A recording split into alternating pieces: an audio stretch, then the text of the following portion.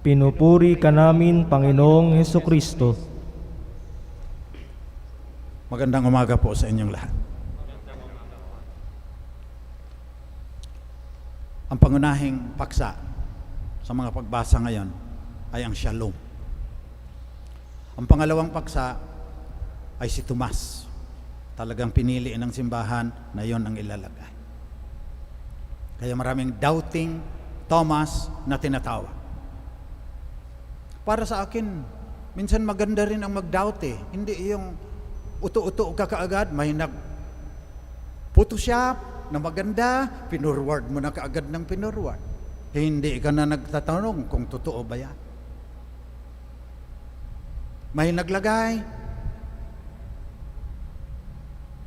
binakunahan ng AstraZeneca, hindi na nakauwi ng bahay, patay. Nasagasaan yun eh. Hindi naman dahil sa AstraZeneca yun eh. Pero kinalat mo na ng kinalat, ang dami tuloy natatakot na magpabakuna. Wala tayong pag-asa kung hindi tayo magpabakuna. Kaya kailangan din yung mga malalalim na doktrina ng ating simbahan, aralin ninyo. The Catholic Church is the most intellectual of all denominations. Tingnan mo lang yung mga seminarista, 4 na taong pinapaaral ng philosophy, 4 na taong pinapaaral ng theology. Ang tagal dyan. Ang tradisyon natin, Basil of Caesarea, mga matitindi, mga 200 daw ang IQ in-estimate. St. Augustine, St. Thomas, Karl Rahner. Kaya aralin natin ang ating pananampalataya. Gaya ng resurrection. Noong Biyernes, pinaliwanag ko yung appearances, gaya ng nakalagay sa Ebanghelyo ngayon. Yung empty tomb, anong historical content niyan? Lalo na yung Shroud of Turin, research ninyo kung paano. So kailangan natin minsan magiging doubting Thomas. Kasi ang dami ngayong nanluloko eh. Maraming trolls, wala nang pagpapahalaga sa katotohanan, binabayaran kung anong mga kasinungalingan ang nilalagay sa social media. Kailangan din magtanong-tanong tayo. Pero sobra naman yung mga doubting Thomas na kahit na ano pang sasabihin mo, hindi maniniwala. Gaya ni Tomas ngayon sa Ebanghelyo. To see is to believe. Hanggang hindi ko na papasok ang aking daliri sa kanyang mga sugat, hindi ako maniniwala. Okay lang yan dahil pagkatapos, pinakita naman ng Panginoon yung kanyang sugat. Pero may mga tao na kahit pinakita pa ang sugat, peke yan. I have made up my mind, do not bother me with the facts. Sarado na ang puso. Walang pagkabuhay na maguli. Wala pang tao na bumangon muli sa kamatayan. Sabi sa Song of Bernadette, for those who believe, no explanation is necessary. For those who do not want to believe, no explanation is enough. Halimbawa, may ibang mga scientist, imposible yung resurrection. Violates the laws of nature. Against the laws of physics. Sabihin ko sa inyo ngayon, sample lang ito, hindi na natin palalalimin pa. The Physics of Christianity. Frank J. Tipler, kilalang physicist.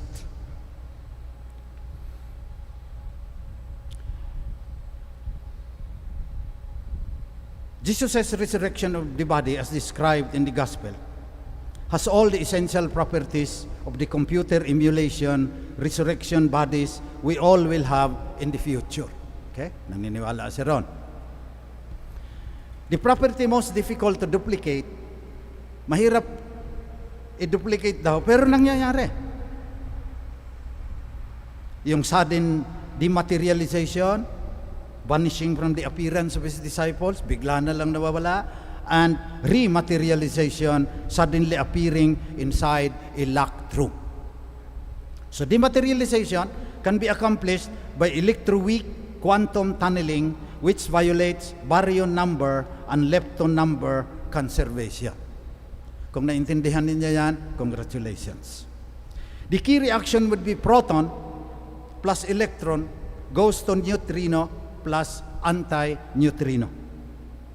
This would convert all the matter in Jesus' body into neutrinos, which interact so weakly with matter that a person in a room with Jesus would see Jesus vanish. So reversing the process could carry out materialization apparently out of nothing. Kailangan nga lang ng malaking energy, pero kaya na ng Diyos yan. The resurrection is then merely an example of the first dematerialization of Jesus' dead body, followed by the materialization of a living body. The resurrection, in other words, is a process profoundly different from the mere resuscitation of a corpse. Kasi may iba ding nagsasabing, naalimpungatan si Jesus pagkatapos ng tapos umalis. Nagtago na. Paano kaya? Ginulong ni Jesus yung napakabigat na bato na kailangan ng ilang tao. Pero ang punto ko lang, mayroong quantum physicist, pinaliwanag, na maari iyan, in science. Pero, if you do not want to believe, no explanation is enough kahit may baryon kung ano-ano pa diyang pinagsasabi ng quantum physics. So manalangin tayo na nasa gitna tayo. Huwag naman tayong uto-uto na kung ano-ano na lang nire-repost natin kaagad. At saka huwag din tayong sarado ang puso. So pupunta tayo sa main theme ng Ebanghelyo ngayon. Shalom. 3 beses nagsabi si Jesus ng shalom. Ang shalom ay yung sumainyo ang kapayapaan, sabi niya. Una, nakasara ang mga pinto. Dumating si Jesus, tumayo sa gitna nila, ang sabi, shalom. Shalom ang greeting ng mga taga-Israel hanggang ngayon. Okay. Pagkatapos, sabi na naman niya, sumainyo ang kapayapaan. Kung paano sinugo ako ng Ama, gayon din naman sinusugo ko kayo. Shalom. Ang pangatlo, andun na si Tomas. Sabi ni Jesus, shalom. Sinabi kay Tomas, tingnan mo ang aking mga kamay at ilapit dito ang iyong daliri. Shalom. Yan ang implication ng ating pananampalataya. Ano ang dapat nating gagawin kung totoo na si Jesus ay nabuhay na mag-uli? Ano ang ating gagawin kung totoo na si Jesus nagtagumpay laban sa kamatayan at kadiliman na walang katapusan? April 9, sabi ni Pope Francis, the Lord calls us to cooperate in the construction of history, becoming, together with Him, peacemakers and witnesses of hope in a future salvation and resurrection. So, sasabihin mong, Christ has died, Christ is risen, Christ will come again. Ubod ng ating pananampalataya, pues wala ka namang ginagawa. Ang pananampalataya mo sa muhaling pagkabuhay ni Jesus, hungkag at walang kahulugan. Empty, sabi ni St. James. Faith without works. Ang dapat natin gawin, ibubunsod ang shalom. The Lord, the risen Lord, sabi ni Pope Francis, calls us to cooperate. Magkaisa na tayo. Solidarity in the construction of history. Pinag-aaralan natin yung history. Ngayon gagawin natin. Paano mag-construct ng history sa gitna ng pandemya, sa gitna ng pagbagsak ng ekonomiya, sa gitna ng pagdating pa, mas matindi na kahirapan ang idudulot sa atin ng climate change. Becoming, sabi ni Pope, together with Him. So ang strategy, you allow Jesus to let His life become your life. You allow Jesus To let His mission become your mission. Para magkaroon ng shalom. At ano ang shalom? Peacemakers, sabi.